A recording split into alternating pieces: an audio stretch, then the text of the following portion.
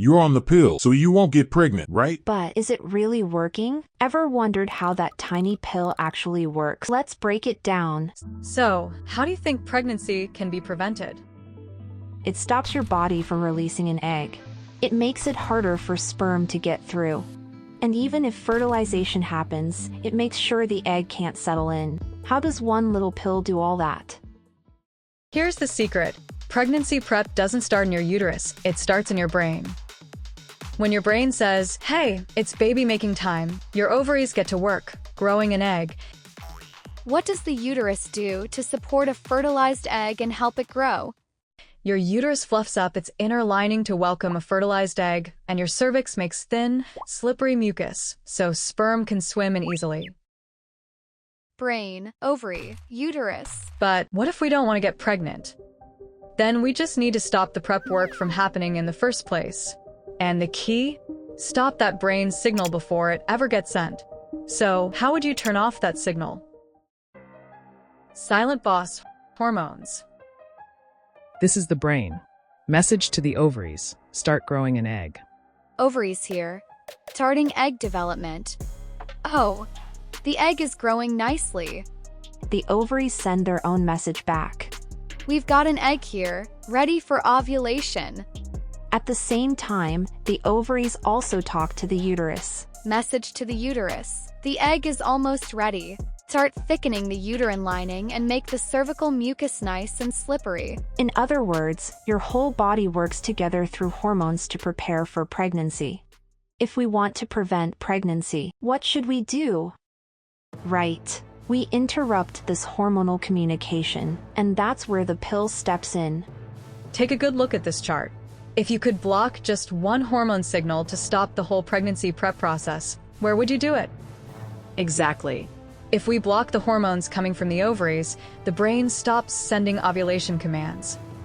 And the uterus stops preparing for fertilization and implantation. That's the strategy behind synthetic hormones, the fake hormones in the pill. Once these fake hormones enter your body, your brain gets tricked. It thinks, oh, the egg must already be mature, because these hormones are made while the eggs are growing nice and smoothly. So the brain stops releasing the hormones that would tell the ovaries to grow a new egg. And then it thinks, looks like ovulation already happened, and shuts down the ovulation signal. No egg grows, no egg is released, and without a growing egg, the ovaries don't produce their usual hormones anymore.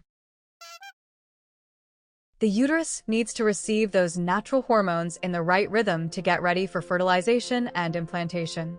But with a constant dose of fake hormones, the uterus simply doesn't prepare for pregnancy. Important point: without ups and downs, hormones cannot do their job. Let's take a closer look at the two key hormones that come from the ovaries, estrogen and progesterone. These hormones are made during the process of egg development. Estrogen is produced by the follicle, that's the little sac that surrounds and protects the growing egg.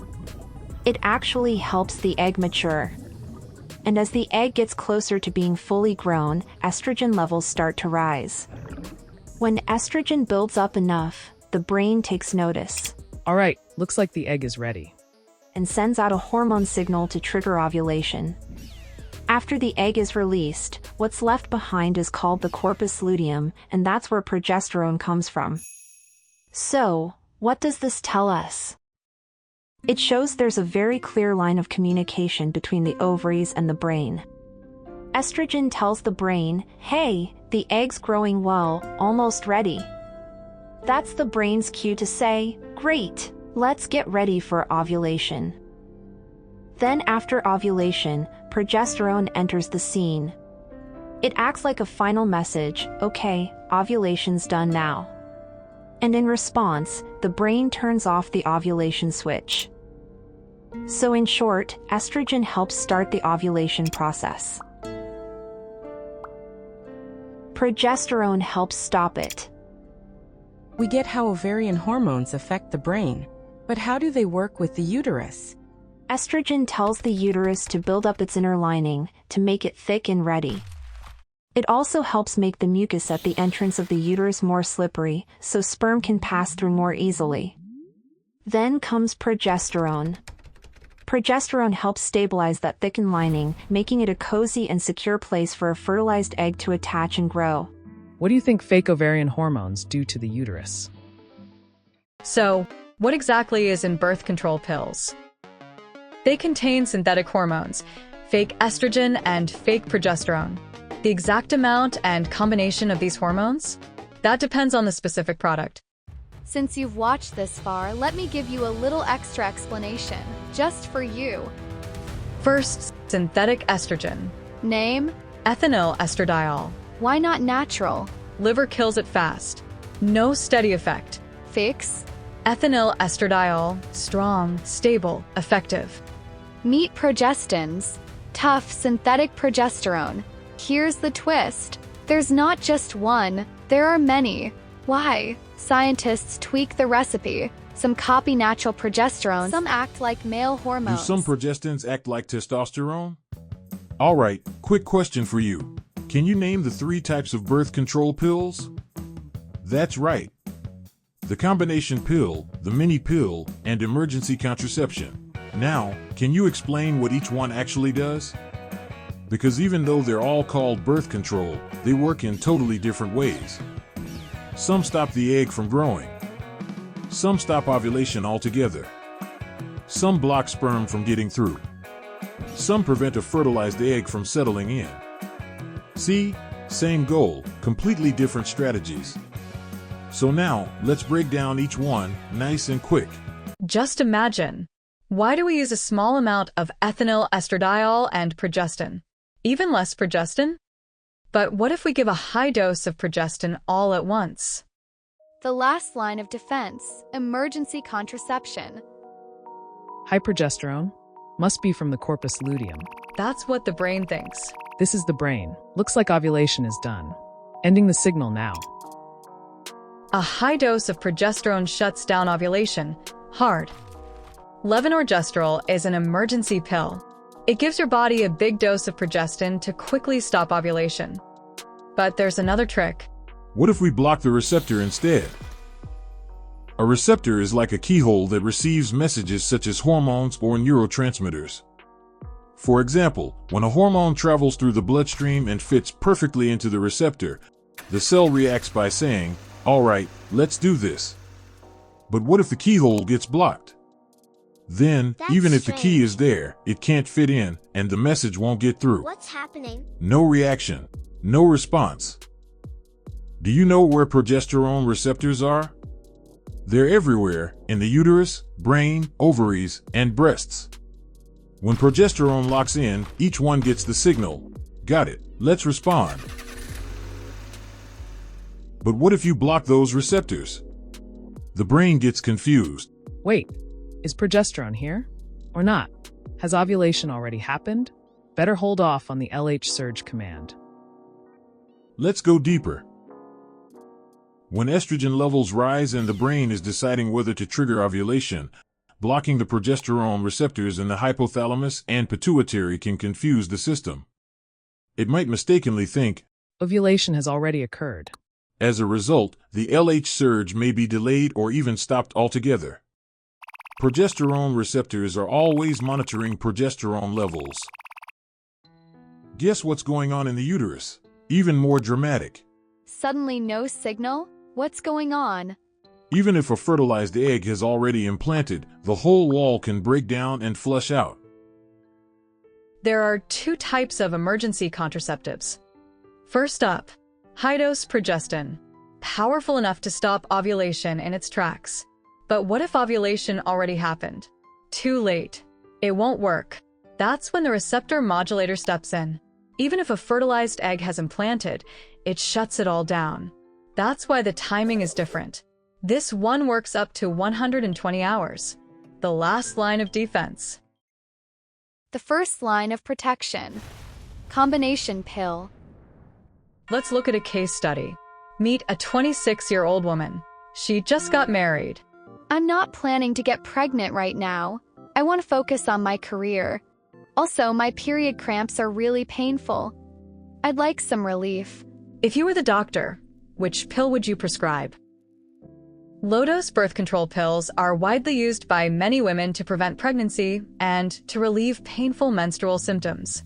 They contain a small amount of estrogen and progestin. When you take estrogen from outside the body, it affects the natural estrogen your body makes. And it's the same with progestin. It interacts with your body's own progesterone. So what happens when just a small amount of these hormones enters your system? A small amount of estrogen stops ovulation and egg development. When natural estrogen stays high for a few days, it tells the brain. Hey, the egg's growing just fine. The brain replies, Great, let's ovulate. and sends the LH surge. But if you're taking low-dose birth control pills every day, your estrogen level stays high all the time. The brain gets confused. Wait, did we already ovulate? So it skips the ovulation signal. Then it thinks, Well, estrogen's high. Guess the egg's grown enough. and shuts off FSH, the hormone that helps eggs grow. Result? No egg growth. No natural estrogen. Meanwhile, the uterus is watching too. Normally, rising estrogen slowly thickens the lining for a possible pregnancy. But with the pill, natural estrogen drops, and the pill's estrogen keeps things high and steady. That steady state messes with the uterus's prep work, making implantation less likely. So, what does estrogen do? Stops ovulation, stops egg development, changes the uterus lining to block implantation. Low-dose progestin works in 3 main ways to prevent pregnancy. It blocks sperm. Even a small amount of progestin makes the mucus at the entrance to the uterus thick and sticky. This makes it hard for sperm to get through. This is the biggest way progestin helps prevent pregnancy. It prevents implantation. Progestin also keeps the lining of the uterus thin. Usually after ovulation, your body makes more natural progesterone. That hormone helps build a soft, thick lining for a fertilized egg to land on. But with daily progestin pills, your body stays in a state of high progesterone. That stops estrogen from thickening the lining early on. So the uterus stays thin, and that makes it harder for an egg to implant. It can stop ovulation. In some people, progestin also stops the ovary from releasing an egg. But with low doses, not everyone stops ovulating. It only happens in some people. Want to hear what they're talking about? You still get your period even on the pill. No way. I thought the pill stops your period. What do you think? It's not a real period. It's called withdrawal bleeding. While you're taking the pill, your body gets a steady dose of hormones from the outside. But when you take a break, the pill-free days, those hormones suddenly drop. That sudden drop tells your body to shed the uterine lining. That's what causes the bleeding. That's withdrawal bleeding. And here's something interesting. Some pills cause withdrawal bleeding, others don't. What's the difference? It all depends on whether there's a break from hormones or not. If you keep taking the pill every day without a break, your hormone levels stay steady. That keeps your uterine lining thin and stable. And in that case, there's little to no bleeding at all. Finally, let's check out the mini pill.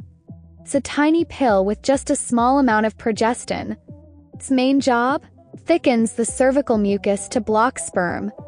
But since it only has a little progestin, it doesn't thin the uterine lining much.